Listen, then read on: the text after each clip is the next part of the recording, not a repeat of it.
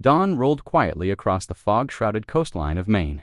The trees were still wet from last night's rain, and the biting air held the silence of a place that hadn't yet woken up.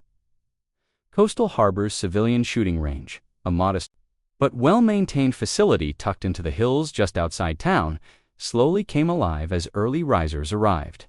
Cars and pickup trucks trickled in, men with coolers and scopes, women with competitive target gear, and the occasional off-duty officer came to claim their familiar lanes. Among them was someone nobody noticed not at first. She arrived in an unmarked gray sedan, parked in the far corner, and stepped out with a worn backpack and a long black case slung over one shoulder. The woman appeared to be in her mid-30s. Nothing about her stood out. No tactical flair, no patches or gear. She wore faded jeans, scuffed boots, a nondescript gray jacket zipped up to the chin, and a baseball cap pulled low to shade her face. The kind of person you'd forget even while staring at her. Frank Holden watched her from the safety booth near the office. He sipped coffee, steam rising in the cold morning, and studied the range like he always did methodically. 2 years in the Navy and 10 more running this place had taught him how to read people. He could pick out the law enforcement officers by their precise holster setups and calm, quiet confidence. And he knew the weekend wannabes, their camo gear to clean, their rifles too expensive. But this woman didn't belong to any category. She moved with calm precision, choosing the furthest lane, furthest from everyone. She didn't hesitate. She didn't fidget. She didn't scan the area nervously like a beginner. Frank watched as she set her case down and opened it, revealing a custom rifle compact, matte black, and assembled in a few swift, flawless motions. No wasted movement, no second glances. Frank narrowed his eyes. That wasn't civilian training. That was something else. She loaded her first mag, set her stance, exhaled, and fired. Her first shot landed dead center. So did her second, then the third. Frank picked up the spotting scope and frowned. The wind was strong enough to push most shooters off course at that distance, but she compensated like she had sensors in her bones. Her breathing pattern was textbook, counted inhale, steady exhale, no flinching. Then she switched targets. Without adjusting the scope or posture, she began hitting much farther plates ones most people couldn't touch, even with upgraded optics. Frank kept watching. She made the adjustments instinctively, sensed wind shifts, reacted to sun glare. Her grip stayed loose but controlled. Everything about her said, trained. But trained by who? That question was still on Frank's mind when a middle-aged man in Lane 3 packed up early and approached the booth. He was sweating despite the cold. "Hey, sorry to bother you, but the lady in Lane 12, she's not normal." Frank raised an eyebrow. "What makes you say that?" "She's hitting targets I can't even see. No spotter, no tech, no badge either. Shouldn't she be registered?" Frank gave him a calm nod, though the question had already crossed his mind. "I'll look into it." 20 minutes later, a cruiser pulled up, lights off. To officers stepped out Deputy Alvarez and Officer Howard, both local, both respectful types. They approached carefully, hands near their hips, but not yet threatening, ma'am. She paused mid-load. Her hands moved slowly, carefully, placing the mag aside and raising both palms just slightly not in surrender. But to show she was calm, "Is there a problem?" "We had a complaint." "No visible ID. You're hitting targets well outside civilian authorization without registration." She didn't protest, didn't argue. Her voice remained calm. "I don't have ID with me. No driver's license. No paperwork for the weapon." She shook her head once. "No, sir. When they frisked her, they found no phone. No wallet, just a worn keycard with no markings and a slim black notebook containing a dozen sets of handwritten coordinates and nothing else." "I'm afraid we're going to have to bring you in," Howard said, almost apologetically. She didn't flinch, understood. Frank watched from the office, uneasy. As they led her past the safety booth in cuffs, her eyes didn't dart in panic like most people's did. Instead, she scanned. Not the room, but the exits, the trees beyond the fence, the horizon line. Like she was measuring distances, calculating options. At the Coastal Harbor Sheriff's Station, she gave them nothing. No name, no address, not even a fake story. She allowed the fingerprinting, the intake forms, the questions, but never responded. Just stared with unnerving calm. You do realize refusing to identify yourself is a criminal offense, right? The booking officer said, frustrated. She just met his gaze. Nothing behind it, not defiant, not afraid. A 12-year veteran with a reputation for reading people and cracking the kind of cases that don't make the papers. He sat across from her in the interview room and tried it all friendly banter, professional curiosity, subtle threats, long silences. She gave him the same treatment she gave everyone else. Silence and stillness. She's either military or something close, Wells later told the sheriff. She's not scared, she's not trying to run, but she's not cooperating either. Hours passed, the fingerprint scan came back with no matches. Not locally, not statewide. When they tried the federal system, it kicked back with a strange error message, access denied, systems unavailable. Then something odd happened. While bringing her a cup of water, a rookie deputy noticed a scar on her right wrist, just beneath the cuff. Curved, pale. He pointed. That from rappelling. She looked up at him, finally, and answered with a trace of dry humor, rock climbing accident. That was the first time she'd spoken in nearly 12 hours, when the public defender arrived. Frustrated and overwhelmed, he pleaded with her to talk. They're talking about terrorism charges. That rifle you had isn't registered anywhere. You're not helping yourself here. She said nothing. Look, at the very least, tell me who you are. Still nothing. The next morning, the courtroom was full. Local press had caught wind of the mysterious arrest, and rumors swirled. Was she a spy? A rogue agent? A militia nut? Frank showed up, too. He couldn't shake the feeling that something bigger was happening. As he took a seat in the gallery, he scanned the room. Reporters, locals, veterans, a few men in dark suits standing still and watching everything. No notebooks, no cameras, just eyes. Judge Eleanor Harmon presided. No nonsense. Former JAG officer herself, she looked annoyed as she called the case. My client hasn't spoken, the public defender said. We're requesting a continuance. Suddenly, a man in the back of the courtroom stood. Your Honor, Special Agent Thomas, Homeland Security. We request immediate federal transfer. Another man rose beside him. FBI jurisdiction. Your Honor, this is part of an ongoing investigation. Judge Harmon banged her gavel. This is still my courtroom. We'll conduct arraignment first. The clerk began reading the charges. Unregistered firearm, refusal to identify, potential links to national security threats.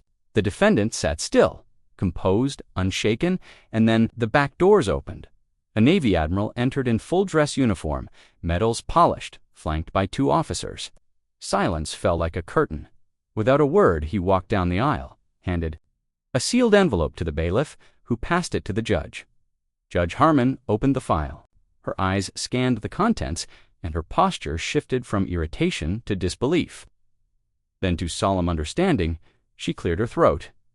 In light of this documentation from the Department of Defense, all charges are dismissed. Effective immediately. This case is now classified under Title 10, Section 130E. This court is adjourned. The gavel cracked once. Chaos erupted. Reporters stood up, trying to shout questions. Officers looked to one another, confused. The Admiral walked to the defendant and nodded once. She stood, and the bailiff removed her handcuffs. Sir, she said calmly, I apologize for the inconvenience. On the contrary, the Admiral replied, his voice clear, Commander Hayes. The Navy apologizes to you. The room froze. Commander. Frank felt the hair rise on his arms. Around the courtroom, veterans instinctively stood. Law enforcement? Officers straightened. Even Judge Harmon stood and offered a nod of respect. At that moment, the quiet woman from the shooting range straightened her shoulders. Her posture changed. Her expression became something new, still calm, but now undeniable. Not a criminal, not a mystery, a soldier, a ghost, a legend. She was Commander Alexandra Hayes, and she was never supposed to be seen. The air outside the courthouse was thick with reporters, their voices rising above each other in a crescendo of speculation and desperation. Cameras flashed, microphones pointed, questions flew like shrapnel, but none of them mattered. Commander? Alexandra Hayes walked past them without a word. Now wearing civilian clothes issued from the back of a black SUV, her expression remained unreadable. The Admiral walked beside her with measured steps. shielding her from the media swarm with silent authority. A few local officers, confused but now aware they had detained a decorated operator, stood back respectfully. Some of them saluted. Most simply stared. Sheriff Daniel stepped forward, the confusion still painting his face. "Admiral," he said carefully, "with all due respect, we've spent the last 24 hours treating this woman as a national threat. Some kind of explanation would be appreciated." The Admiral stopped. He turned, looked Daniel square in the eye. "Sheriff Commander Hayes is one of our most decorated special operations officers. The details of her assignment remain classified. But I assure you Shay is not a threat to your community. In fact, quite the opposite. You'll never know how close this town came to being on the front page of every paper in the country." Daniels blinked. "Silent Harbor," he said slowly. "That was last year. The counter-terrorism update said stopped a port attack. I can neither confirm nor deny those details," the Admiral said with a measured tone. "But yes, that operation was successful." As the SUV door opened, Detective Marcus Wells stepped forward. "Commander Hayes," he said, meeting her eyes for the first time since her arrest, "I owe you an apology." She looked at him not coldly, not unkindly. "No apology is necessary, Detective. You did your job, and you did it well." There was a quiet sincerity in her voice that surprised him, not the clipped precision of military jargon, not the iciness of someone above reproach, just respect. An older man wearing a VFW cap stepped out from the crowd. "Ma'am," he said, hesitating, "I was a corpsman with the Marines during Desert Storm.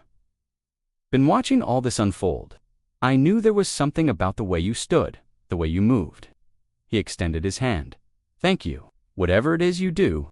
She shook his hand with a firm nod. "Thank you for your service, Corpsman." The Admiral checked his watch. "Commander Hayes, we should be moving. Debriefing in DC Operation Silent Harbor's final phase needs your input." She gave one last glance toward the Ocean Award, the port she had helped protect. Then she stepped into the SUV, and the door shut behind her. But the story wasn't over. That evening, as twilight settled over the quiet harbor town, the shooting range sat empty once again. Frank Holden locked up the main office, the gates, and turned off the lights. He didn't expect visitors. He certainly didn't expect the same black SUV to return. When the vehicle rolled to a stop in the gravel parking lot, he felt something shift in the air. The door opened. Commander Hayes stepped out, dressed in low-profile tactical gear, a duffel over one shoulder. Frank raised an eyebrow. "Back so soon?" "I came for my equipment," she said simply. "Sheriff had it returned earlier." "Special. Courier. It's in the office." He retrieved the case and slid it across the counter. She opened it, checked the rifle, the mags, the scope, and nodded. Then she glanced out toward the farthest lane, the one she always chose. "Mind if I take—" "One more shot," Frank gestured. "Lane's yours." She walked out in silence, set up without the scope, adjusted the rifle, took position, and fired. It was nearly dark, the target almost invisible at that distance. But Frank checked the binoculars anyway and chuckled. "Bullseye, clean, perfect. You know," he said as she packed up, "I spent 20 years in the Navy, submarines, nothing fancy. But I knew there was something about you." She looked at him. "Most people see what they expect to see. That rifle no markings, not standard issue. What is it?" "It's custom," she replied, almost smiling. He paused. "Why? Didn't you stop the arrest? You could have flashed something, said a code word, called someone." She zipped the case shut. Sometimes the only way to protect a mission is to let it unfold, even if that means being handcuffed. Frank nodded, absorbing the weight of that answer. As she turned to leave, he called after her. "Will you be back?" She paused just before stepping into the SUV. "Some of us are always around. You just don't see us." 2 weeks later, Detective Wells sat at his desk reviewing case notes when his phone rang. The caller ID read, "Restricted." "Detective Wells," he answered, wary. "Detective," came a voice he recognized immediately. "This is Admiral Wilson. We met at the courthouse." Wells straightened. "Yes, sir. What can I do for you?" "I'm calling on behalf of Commander Hayes." "She's receiving a commendation tomorrow morning at Naval Station Norfolk," she asked. "If you'd be present." Wells blinked. "She did," the Admiral confirmed. It's a classified ceremony, but clearance can be arranged. The next morning, after passing through 3 checkpoints, Marcus Wells sat in a small, high-security auditorium. No press, no photographers, just rows of officers, some in uniform, others in plain clothes, who moved with the subtle confidence of longtime operators at the front of the room. The Admiral took the podium. "Ladies and gentlemen," he began, "today we recognize Commander Alexandra Hayes for her extraordinary work during Operation Silent Harbor. Though the full extent of her actions remains classified, I can say this: she operated under deep cover for nearly a year, dismantling a network of coordinated domestic attacks aimed at 3 eastern seaboard ports. Her work saved thousands of lives. She infiltrated, analyzed, and neutralized with surgical precision, all while maintaining total cover when that meant being detained by local authorities." Wells looked up as Commander Hayes stepped forward to receive her medal. Her uniform was crisp, her expression unreadable. But now he saw what others in the room clearly recognized: a professional of rare caliber, someone forged in silence and shadow. The ceremony ended quietly. No applause, just a few solemn nods. Afterward, Wells approached her. "Commander, congratulations." She turned, and her eyes softened slightly. "Detective, thank you for coming. Wanted to apologize again for the arrest. There's no need. You did what you were supposed to do. Most wouldn't have looked twice, but you did. That's exactly the kind of attention we need." Wells hesitated. "Why not just flash? Credentials? Avoid all of it." "Because my mission wasn't over," she replied, voice low. "There were eyes everywhere, even in law enforcement. If anyone saw I was treated differently, the whole thing could have unraveled. My arrest reinforced the cover story." He nodded slowly, understanding another officer waved her over. "Good to see you again, Detective," she said, her voice just above a whisper. "Keep doing what you're doing. It matters." As she walked away, Admiral Wilson appeared beside him. "Impressive woman, isn't she?" "The most impressive I've ever met," Wells said honestly. "She thought so highly of your judgment. She asked me to extend an invitation." "An invitation?" The Admiral studied him. "We're forming a task force. Special coordination between military and civilian sectors. We need someone who understands both sides. Think about it." 6 months later, Wells stood on the deck of a Navy vessel, watching the Maine coastline disappear. He'd joined NCIS officially. He was a liaison between law enforcement and special operations. Unofficially, he was part of something much deeper. As his phone buzzed with a message from an unlisted number, "Some of us are always around. Welcome aboard," he smiled. The words were familiar, and so was the signature. Commander Hayes. His work had just begun. The wind swept low across the coastal trees as a fresh storm rolled in from the Atlantic. At the small, aging shooting range nestled just outside town, Frank Holden arrived before dawn, like he always had. For the last 15 years, he unlocked the main building, flipped on the lights, and went through his well-worn checklist. Paper targets, range flags, ammo stock. The coffee machine percolated behind the counter. But today, something was different. The lights in the main office were already on. Frank entered, with a hand cautiously resting on the grip of the revolver holstered beneath his flannel jacket. "Hello, it's just me," came the calm reply. Commander Hayes was seated at his desk, surrounded by satellite images, field reports, and a matte black laptop that hummed quietly. She looked up, as composed as ever. "Didn't expect to. See you again so soon," Frank said, holstering his weapon. "Been what, 8 months?" "9, she corrected, closing a file and standing. "This isn't a social visit." Frank didn't ask questions. He knew better now. "Let me guess official business."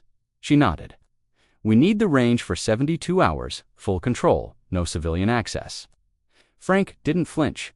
"You'll need a good reason. It's hunting season." Commander Hayes reached into her jacket and slid an envelope across the table. Frank peeked inside. The check had more zeros than he'd ever seen on paper, enough to cover 6 months of operating costs. "That'll do it," he said dryly. "But you know I would have said yes. Anyway, we do things properly," Hayes replied, "even when no one's watching, especially then." By noon, the range had transformed.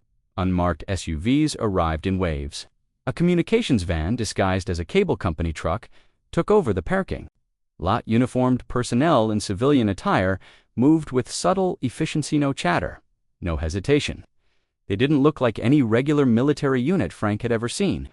These were ghosts, operators who trained in the dark and disappeared before dawn. The firing lanes were converted into staging areas. The range's main office became a mobile command post. Tactical gear, encrypted radios, maps pinned to corkboards, satellite feeds projected onto the walls. It was like watching a theater company build a stage, except this stage was real, and the stakes weren't entertainment. At 13:30 hours, Agent Marcus Wells arrived with additional equipment from the NCIS field office. He shook Frank's hand firmly. "Thanks, again, for letting us use the space." "Couldn't say no when the country calls," Frank replied with a shrug. "And let's be honest, Commander Hayes doesn't take no for an answer."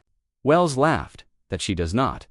Commander Hayes gathered the assembled personnel in a tight semicircle. "For those not yet briefed, here's the short version.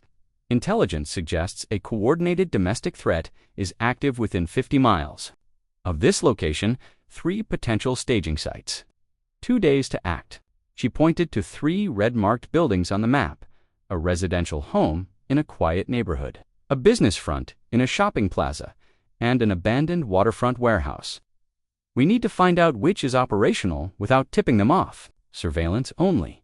No engagement unless authorized." Wells raised an eyebrow. "Civilian areas. We're going to need a law enforcement front." "Exactly why you're here," she replied. "We need to maintain the legal firewall between military operations and civilian law enforcement. You're our translator." And so the operation began. Over the next 24 hours, surveillance teams were deployed with unmarked vans and disguised gear.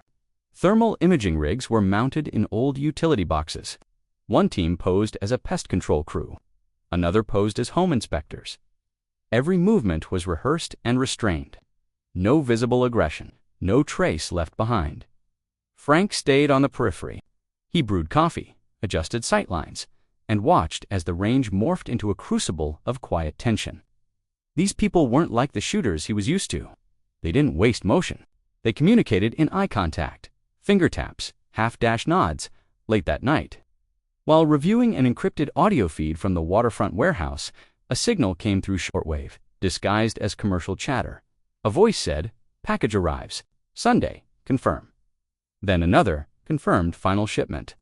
Sunday, midnight. The air in the operations center shifted. "We've got movement," an analyst said, typing rapidly.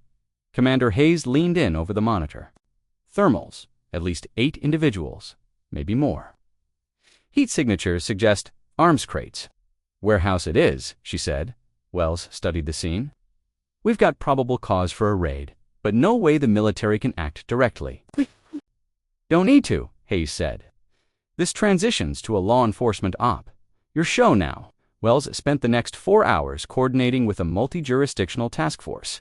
Tactical response teams were briefed, but only with the bare minimum: foreign-trained domestic cell, weapons cache, anonymous intel drop, nothing about the real source, nothing about Commander Hayes or the operators maintaining overwatch, just outside visible range.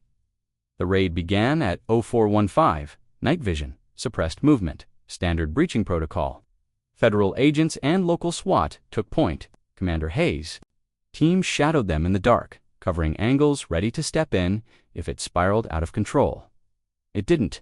The warehouse yielded 8 suspects, 2 semi-automatic weapons, crates, and a room lined with maps and logistics for an attack on a northeast seaport, all secured without a single shot fired. The local news story later reported it as a well-coordinated multi-agency arrest stemming from an anonymous tip. By noon, Commander Hayes' people were gone. The communications truck vanished, the staging gear packed away, maps erased, targets reset. It was like they'd never been there. Wells found Frank replacing a set of splintered target boards at the far end of the range. "Thanks again, Frank, for what?" Frank replied, grinning. "According to the news, I didn't." "See anything?" Wells chuckled. "Exactly." As the last SUV idled at the edge of the gravel lot, Commander Hayes approached Frank one last time. "This range has become a valuable node," she said. "A low-profile waypoint. We'd like to continue using it." quietly. "You're always welcome," Frank said, "long as I get plausible deniability." Hayes reached into her jacket and handed him a card. No name, just a secure line. "If you ever notice someone unusual, good technique, slips through normal categories, call this number. We're always looking." "Recruiting now?" Frank asked. "Always," she replied. "Right people are hard to find." As she walked away, he called after her. "Commander, was any of this real? The arrest, the courtroom, the Admiral, or just part of a larger play?" She paused, turned, and smiled. A real smile, the kind he'd never seen from her before. "What do you think?" Frank didn't answer. He didn't have to. 6 months later, Frank was resetting the range one early morning when a new shooter arrived. Young woman, early 20s, civilian gear, clean cut, nothing flashy, but she moved differently. There was grace in her step, efficiency in how she loaded her mags. When she adjusted for wind without checking a flag or device, Frank's eyes narrowed. He watched for an hour. Noticed the notes she kept, the groupings tight as a drum. No wasted motion. Same subtle glances, same calculated posture. When she finished and packed up, Frank approached. "You're good," he said, nodding toward the target. She smiled, polite. "Thank you. I shoot when I can, college team. A solid cover. Plausible. Hard to verify." Frank offered her a coffee. She declined, thanked him, and left with the same quiet footprint that all the best ones had. That evening, Frank sat at the desk and pulled out the old card Commander Hayes had given him. He picked up the phone. A secure voice answered. No names. Just protocol. Frank spoke the phrase, "Blue water, still horizon." A pause. "Go ahead." "I saw someone, young woman, trained, claims civilian background, but her wind correction was instinctual. Precise grouping, same movement patterns." Another pause. "Assessment. She's either one of yours, or someone you'll want to meet." 3 days later, she returned, this time with a man in his 40s, calm, authoritative, quiet in the way that meant power. They practiced together, no words.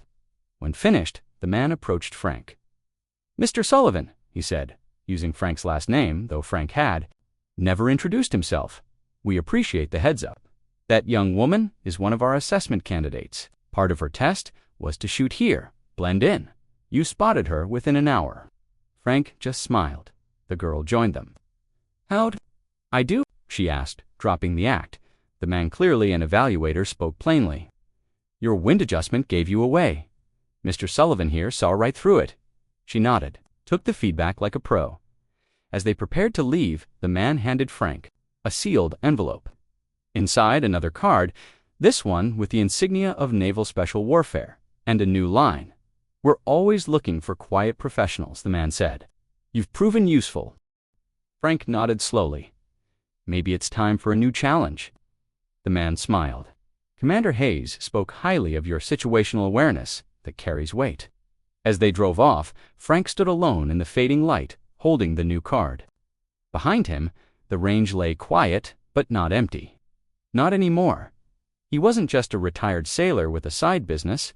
He was part of something now, a node, a watchman at the edge of a silent network that guarded the edges of national security.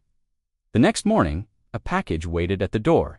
Inside a high-end spotting scope, thermal-capable, integrated satellite comes, a note attached in handwriting. He knew, "Keep watching, Frank." Commander Hayes had moved on. Different name, different mission. But her legacy lived on in this quiet place.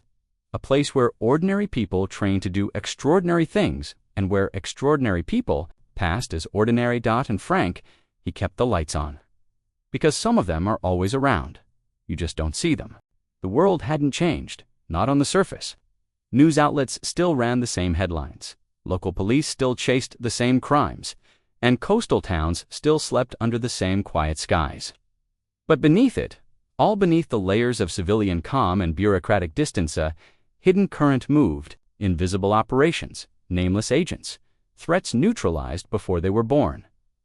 At the center of one such current sat Marcus Wells, once a small-town detective, now fully embedded in Naval Criminal Investigative Service operations. His desk was no longer surrounded by dusty case files and missing bike reports. Now it was hardened steel, flanked by encrypted terminals, red phones, and clearance-locked data systems. But his most valuable resource wasn't his badge.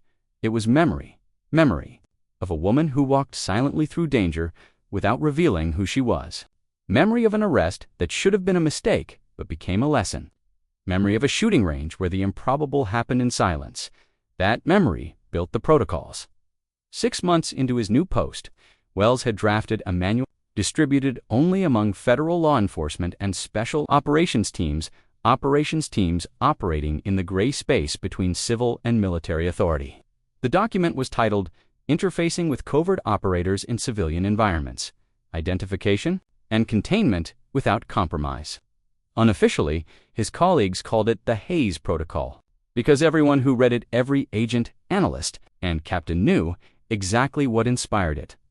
One stormy night, as thunder rolled over Norfolk, Wells sat reviewing updates on domestic threat actors when there was a knock at his door. He looked up, surprised. Standing there, soaked from the rain but composed as ever, was Commander Alexandra Hayes. "Commander," he said, rising to his feet. "Agent Wells," she greeted him. She didn't wait for an invitation. She stepped inside, removed her jacket, and shook off the rain like a visiting ghost. She hadn't aged, if anything. Her bearing had sharpened. More gravity in her presence, more weight behind each step. "I didn't expect to see you again," Wells said. "Plans change." He gestured toward the chair across from his desk. She sat without hesitation. "I've read your manual," she said. Wells blinked. "You read the Hayes Protocol. It was circulated through Special Activities Command 2 weeks ago," she replied. "We appreciated the accuracy." Wells nodded, unsure of what to say. "I'm glad it's useful. That's why I'm here," she continued. "We're assembling a task force. Black joint authorization, multinational components. You were recommended." He sat forward. "What kind of task force?" She handed him a sealed folder. Inside were photos, maps, and a short brief stamped with 3 red clearance bars. He read the title, Operation Warden's Gate. His brow furrowed as he flipped through the pages. The threat wasn't foreign, not entirely. It was a decentralized, ideologically fluid group with international support but domestic roots. Financial backers in Eastern Europe, arms channels through the Caribbean, digital infrastructure routed through Southeast Asia and the front line. Right here, small coastal towns, rural depots, civilian nodes used as staging grounds under the guise of tourism and logistics. "This is," he started. "Bigger than anything we've handled before," she finished. "It requires someone who understands civilian systems, someone who can operate without flashing a badge or a uniform. Is this official?" She met his eyes. "Very. Admiral Wilson signed off on it. You'd be reporting directly to me." Wells exhaled. "When do we start?" Her response was classic. Hayes just enough mystery to sting.